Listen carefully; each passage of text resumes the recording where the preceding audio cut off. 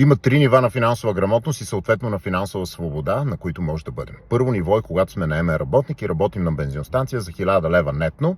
Правим 160 часа, което значи, че взимаме 6 лева на час.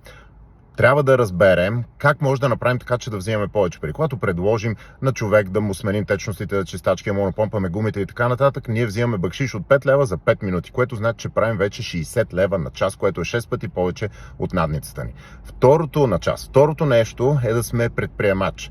Предприемача вече започва да заменя парите си за време, защото е способен да изгради структури, бизнес и системи, които да изкарват пари дори докато той спи. Това е умението да си предприемач. Трето умение е да си инвеститор. За да си инвеститор трябва много добре да разбираш риска. Нека завърша с една задача, напишете в коментарите отдолу.